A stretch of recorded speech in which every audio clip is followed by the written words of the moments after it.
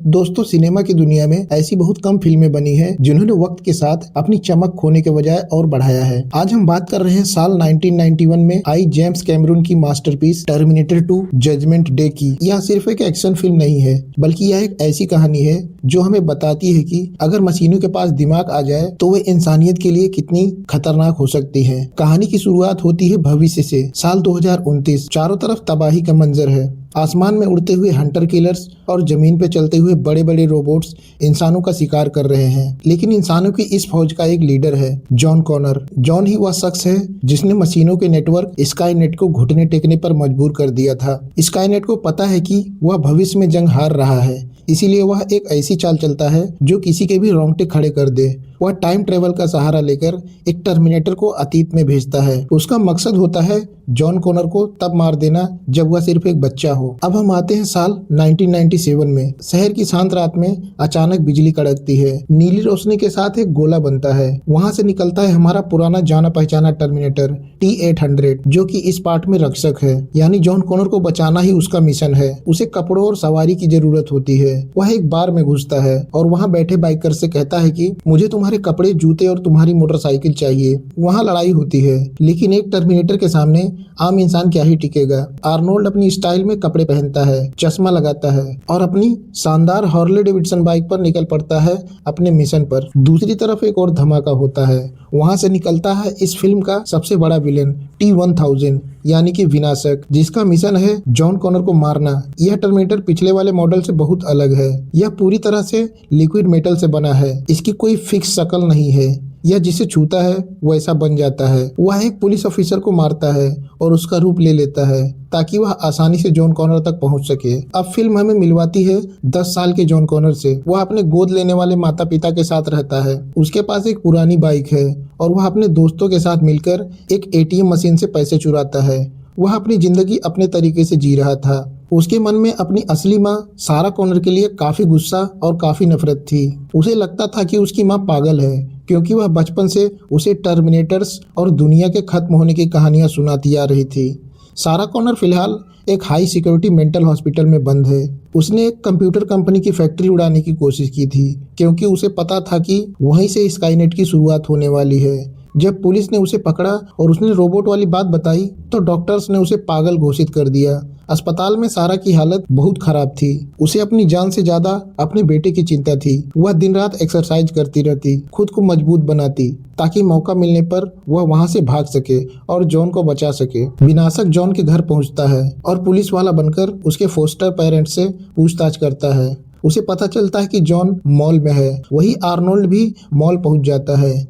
Mall के एक गलियारे में जॉन और विनाशक का आमना सामना होता है। जॉन को लगता है कि पुलिस वाला उसे पकड़ने आया है, लेकिन तभी आर्नोल्ड एक फूल के डिब्बे से अपनी शॉटगन निकालता है। जॉन को लगता है कि वह मर जाएगा, लेकिन आर्नोल्ड कहता है नीचे झुक जाओ। आर्नोल्ड विनाशक पर गोलियां चलाता है। गोलियां विनाशक के शरीर के पार निकल जाती है और उसके घाव तुरंत भरने लगते हैं। जॉन को अब समझ आ जाता है कि उसकी माँ जो कहती थी वह सच था। यहाँ से शुरू होता है फिल्म का सबसे बेहतरीन चेस सीक्वेंस। जॉन अपनी बाइक पर भागता है और विनाशक एक बड़ा ट्रक लेकर उसके पीछे पड़ जाता है। आर्नोल्ड अपनी बाइक से ट्रक का पीछा करता है। वह ट्रक के टायरों पर गोलियां चलाता है और जॉन को चलती बाइक से खींचकर अपनी बाइक पर बैठा लेता है। ट्रक एक पुल से टकराकर नीचे गिर जाता है और उसमें एक भयंकर विस्फोट होता है। लेकिन हम देखते हैं कि आग की लपटों के बीच से विनाशक बिल्कुल सही सलामत बाहर निकलता है। उसकी चांदी जैसी चमकती बॉडी फिर से पुलिस वाले का रूप ले लेती है। इधर आर्नोल्ड जॉन को बताता है कि मेरा मिशन तुम्हारी रक्षा करना है। मुझे भविष्य के जॉन कॉनर ने रीप्रोग्राम करके यहाँ भेजा है। जॉन को यकीन नहीं होता कि भविष्य में वह इतना बड़ा लीडर बनेगा कि वह खुद अपनी रक्षा के लिए एक रोबोट भेजेगा। आर्नोल्ड उसे T-1000 यानी विनाशक के बारे में समझाता है। वह उसे बताता है कि वह एक मिमिक पॉली एलाय है। वह किसी भी इंसान का रूप ले सकता है, बस उसे उस इंसान को छूना होता है। जॉन को अपने घर की चिंता होती है। जॉन अपने घर फोन करता है। उसकी सौतेली माँ फोन उठाती है और वह बहुत मीठे लहजे में बात करती है। जॉन को शक होता है, क्योंकि वह औरत कभी उससे प्यार से बात नहीं करती थी। आर्नोल्ड फोन ले लेता है और जॉन की आवाज में अपने कुत्ते के बारे में पूछता है। सामने से जवाब आता है, वूफी ठीक है। आर्नोल्ड फोन काट देता है और कहता है तुम्हारे माता पिता मर चुके हैं। उसे पता चल जाता है कि विनाशक वहां पहुंच चुका है। जॉन को अब अपनी मां सारा कॉनर की फिक्र होने लगती है। वह जानता है कि अगर विनाशक उसके घर पहुंच सकता है तो वह अस्पताल में भी पहुंच सकता है। वह आर्नोल्ड को कहता है कि उन्हें अस्पताल चलना होगा। आर्नोल्ड पहले मना करता है क्योंकि वहां जाना रिस्की है, लेकिन बाद में दोनों हॉस्पिटल की तरफ निकल जाते हैं। लेकिन दूसरी तरफ अस्पताल के अंदर सारा खुद ही भागने के फिराक में थी। वह हर दिन अस्पताल की कोठरी में पुशअप्स करती रहती, अपनी मानसिक शक्ति को मजबूत रखती और गार्ड्स की हर हरकत पर नजर रखती। उसे पता है कि वक्त कम है। जब उसे पता चलता है कि जॉन को ढूंढने के लिए कोई पुलिस वाला आया था तो वह समझ जाती है कि शिकारी पहुंच चुका है। वह अपनी चतुराई से पेपर क्लिप चुराती है और उससे अपनी हथकड़ियां खोल लेती है। वह डॉक्टर सिल्वरमैन को बंधक बना लेती है और एक इंजेक्शन में फिनाइल भरकर उसकी गर्दन पर रख देती है। यह सीन हमें दिखाता है कि एक माँ अपने बच्चे के लिए कितनी खतरनाक हो सकती है। वह किसी भी हद तक जाने को तैयार थी। उसी वक्त जॉन और आर्नोल्ड लिफ्ट से ऊपर पहुंचते हैं। सारा भागते हुए लिफ्ट की तरफ आती है, लेकिन जैसे ही लिफ्ट खुलती है उसके सामने वही चेहरा खड़ा होता है जिसने सालों पहले उसकी जिंदगी बर्बाद की थी, आर्नोल्ड। सारा दहशत से चीख पड़ती है। उसे लगता है कि उसका काल सामने खड़ा है। वह पीछे की तरफ भागती है और जमीन पर गिर जाती है। उसकी आंखों में वो खौफ है जिसे कोई भी महसूस नहीं कर सकता है। लेकिन तभी जॉन बीच में आता है और कहता है कि यह हमें बचाने आया है। सारा को अपनी आंखों पर यकीन नहीं होता। आर्नोल्ड अपना हाथ आगे बढ़ाता है और वही मशहूर लाइन बोलता है, अगर तुम्हें जिंदा रहना है तो मेरे साथ आओ। यह वही शब्द थे जो पहली फिल्म में काइल रीस ने सारा से कहा था। तभी वह विनाशक पहुंच जाता है। वह अस्पताल की सलाखों के बीच से ऐसे गुजरता है जैसे वह पानी हो। आर्नोल्ड अपनी शॉटगन निकालता है और विनाशक पर गोलियां चलाने लगता है। विनाशक के शरीर में बड़े बड़े छेद हो जाते हैं, लेकिन अगले ही पल वे छेद किसी पारे की तरह आपस में जुड़कर गायब हो जाते हैं। आर्नोल्ड समझ जाता है कि इस दुश्मन को सिर्फ गोलियों से नहीं हराया जा सकता। वह सारा और जॉन को लेकर कार की तरफ भागता है। विनाशक अपनी उंगलियों को नुकीले ब्लेड्स में बदल लेता है और कार के पीछे लटक जाता है। वह लोहे को काटकर अंदर घुसने की कोशिश करता है। आर्नोल्ड कार चलाते हुए उस पर गोलियां चलाता है और उसे पीछे धकेल देता है। वे किसी तरह से बच निकलते हैं, लेकिन सारा अब भी आर्नोल्ड पर शक कर रही थी। उसे मशीनों से नफरत थी और जिस मशीन ने उसके प्यार काइल रीस को छीना हो उस पर भरोसा करना उसके लिए नामुमकिन जैसा था। वे एक पुराने मैकेनिक गैराज में पहुंचते हैं। यहाँ सारा आर्नोल्ड की पीठ से गोलियां निकालती है। जॉन देखता है कि आर्नोल्ड के शरीर पर घाव तो है, लेकिन खून नहीं, सिर्फ मशीनरी है। जॉन आर्नोल्ड से पूछता है, क्या तुम्हें दर्द होता है? आर्नोल्ड जवाब देता है कि मुझे चोट का पता चलता है। मेरा डेटा मुझे बताता है कि डैमेज हुआ है, लेकिन मैं दर्द महसूस नहीं कर सकता। आर्नोल्ड बताता है कि उसके दिमाग में एक न्यूरल नेट प्रोसेसर है। सारा उसे रोकती है और आर्नोल्ड के सिर का ऑपरेशन करके वह चिप बाहर निकाल देती है। जैसे ही चिप निकलती है, आर्नोल्ड एक बेजान मूर्ति बन जाता है। सारा का गुस्सा फूट पड़ता है। वह एक हथौड़ा उठाती है और चिप को हमेशा के लिए खत्म करने वाली होती है। वह कहती है कि अगर मैं इसे अभी तोड़ दूं तो शायद भविष्य बदल जाए, लेकिन जॉन अपनी माँ का हाथ पकड़ लेता है। वह कहता है, अगर तुम उसे मार दोगी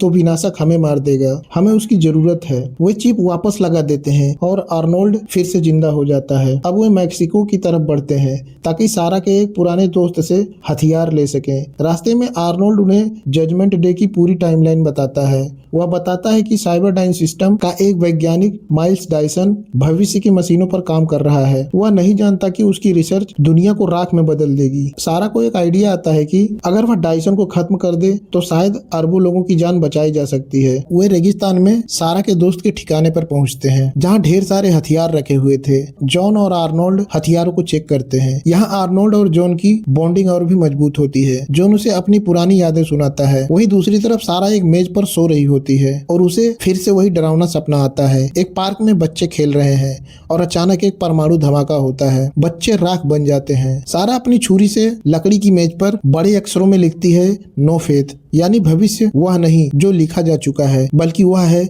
जो हम खुद बनाते हैं। सारा अपनी बंदूक उठाती है और अकेले ही निकल पड़ती है माइल्स डायसन के घर की ओर। माइल्स डायसन वही वैज्ञानिक है जो अनजाने में स्काईनेट का निर्माण कर रहा था। वह अपनी लैब में उसी हाथ और चिप पर रिसर्च कर रहा था जो पहले टर्मिनेटर के अवशेष थे। सारा एक पेड़ के पीछे छिपकर निशाना साधती है। उसे लगता है कि अगर वह डायसन को मार देगी तो अरबों लोग बच जाएंगे। वह गोली चलाती है लेकिन डायसन बच जाता है। सारा उसके सारे कंप्यूटर तोड़ देती है और वह घर में घुसकर गोलियां बरसाने लगती है। डायसन को एक गोली लग जाती है जिससे डायसन घायल हो जाता है। डायसन का परिवार डर के मारे चिल्लाने लगता है। तभी सारा की नजर डायसन के छोटे बेटे पर पड़ती है। अपने पिता को बचाने के लिए उसके ऊपर गिर जाता है। यह देखकर सारा का दिल पसीज जाता है। वह रोने लगती है क्योंकि उसे एहसास होता है कि वह खुद एक टर्मिनेटर यानी मशीन की तरह व्यवहार कर रही है। उसी वक्त जॉन और आर्नोल्ड वहां पहुंचते हैं। डायसन डरा हुआ था। उसे समझ नहीं आ रहा था कि यह सब क्यों हो रहा है। तभी आर्नोल्ड आगे आता है। वह एक चाकू उठाता है और अपने हाथ की खाल को काट देता है। डायसन यह देखकर शून्य रह जाता है कि आर्नोल्ड के मांस के नीचे एक मशीनी हाथ है। आर्नोल्ड उसे समझाता है कि अब तुम जानते हो कि मैं क्या हूँ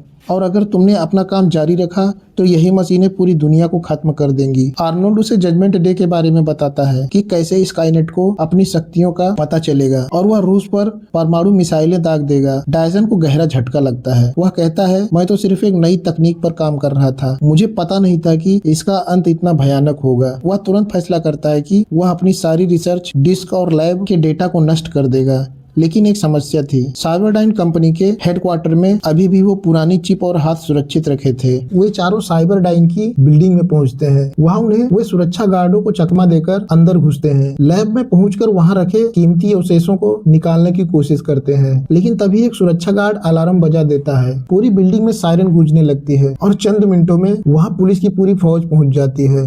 आर्नोल्ड बाहर निकलता है ताकि पुलिस को रोक सके। आर्नोल्ड अपनी गन से पुलिस की गाड़ियों को तबाह कर देता है, लेकिन जॉन की कसम याद रखते हुए वह किसी भी पुलिस वाले को मारता नहीं है, सिर्फ उनके पैरों पर गोली चलाता है। अंदर डायसन और सारा डेटा इकट्ठा करते हैं और बम फिट करते हैं। तभी पुलिस की एक टीम अंदर घुस जाती है और डायसन को कई गोलियां लग जाती है। डायसन बुरी तरह घायल हो जाता है। वह जानता है कि वह नहीं बचेगा। वह सारा और जॉन से कहता है कि वहाँ से निकल जाए। वह हाथ में एक रिमोट लेकर बैठ जाता है। जैसे ही पुलिस के पास पहुंचती है, वह अपनी आखिरी सांस लेता है और बटन दबा देता है। एक बहुत बड़ा धमाका होता है और साइबरडाइन की पूरी लैब, सारा डेटा और सारा रिसर्च राख बन जाती है। भविष्य को बचाने की दिशा में यह सबसे बड़ा कदम था, लेकिन मुसीबत अभी खत्म नहीं हुई थी। विनाशक भी वहां पहुंच जाता है। वह एक पुलिस हेलीकॉप्टर छीन लेता है और हवा से ही सारा और जॉन की वैन का पीछा करने लगता है। सारा वैन के पीछे से हेलीकॉप्टर पर गोलियां चलाती है। दोस्तों, इस फिल्म का एक्शन सीन पिछले पार्ट से ज्यादा बेटर लगते हैं। विनाशक हेलीकॉप्टर को बहुत नीचे ले आता है। तभी आर्नोल्ड वैन का ब्रेक दबा देता है,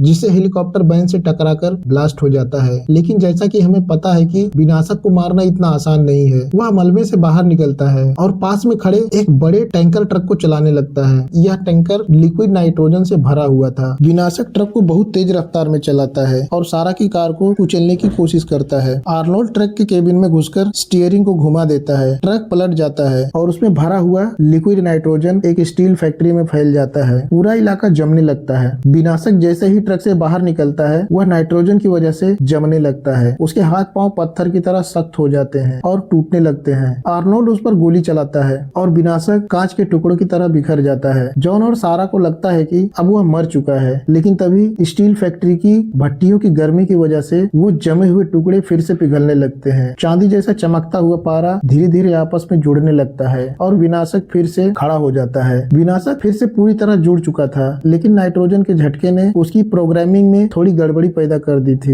अब वह जिस भी चीज को छू रहा था, अनजाने में उसी का रंग ले रहा था। आर्नोल्ड और विनाशक के बीच जबरदस्त फाइट होती है। आर्नोल्ड इस फाइट में बुरी तरह डैमेज हो जाता है। उसकी एक बांह कट जाती है और उसकी बॉडी की पावर कम हो जाती है, लेकिन वह फिर भी खड़ा होता है। वह जानता है कि एक पुराना मॉडल होने के नाते वह विनाशक का सीधा मुकाबला नहीं कर सकता, लेकिन उसे जॉन को हर हाल में बचाना था। विनाशक एक भारी लोहे की रॉड आर्नोल्ड के शरीर के आर पार कर देता है। आर्नोल्ड की आंखों की लाल रोशनी बुझने लगती है। ऐसा लगता है कि आर्नोल्ड हार गया है। विनाशक अब सारा कॉनर का रूप लेकर जॉन को ढूंढने निकलता है। वह जॉन को आवाज लगाता है। जॉन उसकी तरफ बढ़ने ही वाला होता है कि तभी पीछे से असली सारा कॉनर आ जाती है और वह विनाशक पर गोलियां चलाती है। हर गोली विनाशक के शरीर में छेद कर देती है। वह पीछे हटता है लेकिन गिरता नहीं। सारा की गोलियां खत्म हो जाती हैं। विनाशक सारा को मारने के लिए अपनी उंगली को एक नुकीले ब्लेड में बदल लेता है और उसके कंधे पर वार करता है। उधर आर्नोल्ड अपनी बैकअप पावर का इस्तेमाल करके खुद खुद को रिस्टार्ट कर लेता है और इनको बचाने के लिए वापस आता है। उसके पास एक ग्रेनेड लॉन्चर होता है। वह सीधे विनाशक के पेट के बीचों बीच गोला दाग देता है। धमाका इतना जबरदस्त होता है कि विनाशक का शरीर बीच से फट जाता है। वह अपना संतुलन खो देता है और पीछे की तरफ खलते हुए लोहे के टैंक में गिर जाता है। उसकी लिक्विड मेटल बॉडी पिघलने लगती है। वह तड़पते हुए उन सभी लोगों का रूप लेता है जिन्हें उसने मारा था। वह चीखता है और अंत में पूरी तरह उस लोहे में समा जाता है। T-1000 यानी विनाशक का वजूद हमेशा के लिए मिट जाता है। जॉन और सारा चैन की सांस लेते हैं। जॉन साइबरडाइन से चुराई गई चिप और हाथ को भी उस जलते हुए लोहे में फेंक देता है। अब दुनिया सुरक्षित थी। कोई स्काईनेट नहीं बनेगा, कोई जजमेंट डे नहीं आएगा। लेकिन तभी आर्नोल्ड एक कड़वा सच बोलता है। वह कहता है अभी एक चिप और बाकी है। वह अपनी उंगली से अपने सिर की तरफ इशारा करता है। जॉन को समझ आ जाता है कि आर्नोल्ड क्या कह रहा है। आर्नोल्ड को भी नष्ट होना होगा ताकि भविष्य में कोई उसकी तकनीकी का इस्तेमाल न कर सके। जॉन रोने लगता है। वह आर्नोल्ड का हाथ पकड़ लेता है और कहता है नहीं, तुम हमारे साथ रहोगे, मैं तुम्हें आदेश देता हूँ। आर्नोल्ड जो अब तक केवल एक मशीन था, जॉन के आंसू देखता है। वह अपना मशीनी हाथ जॉन के चेहरे पर रखता है और कहता है अब मैं समझ सकता हूँ कि तुम इंसान रोते क्यों हो, लेकिन यह एक ऐसी चीज है जो मैं कभी नहीं कर सकता। आर्नोल्ड सारा को रिमोट कंट्रोल देता है जिससे उसे नीचे खोलते लोहे में उतारा जा सके, क्योंकि एक मशीन कभी खुद को खत्म नहीं कर सकती। सारा रिमोट का बटन दबा देती है। वह पूरी तरह लोहे में डूबने वाला होता है। आखिरी पल में उसका केवल एक हाथ ऊपर दिखता है और वह जॉन को अपना आखिरी संदेश देता है। वह अपना अंगूठा ऊपर करता है। यह वही इशारा था जो जॉन ने उसे सिखाया था। फिल्म का अंत सारा कॉनर की आवाज के साथ होता है जो एक अंधेरी सड़क पर कार चला रही थी। वह कहती है अनजाना भविष्य हमारी तरफ बढ़ रहा है। पहली बार मैं उम्मीद के साथ इसे देख रही हूँ, क्योंकि अगर एक मशीन, एक टर्मिनेटर इंसानी जीवन को समझ सकता है तो शायद हम भी समझ सकते हैं। और इसी के साथ यह फिल्म खत्म हो जाती है। दोस्तों, अगर यह वीडियो आपको पसंद आई हो तो वीडियो को लाइक और चैनल को सब्सक्राइब जरूर करें, ताकि जब भी मैं इसका अगला पार्ट अपलोड करूं तो आपको नोटिफिकेशन के जरिए पता चल जाए।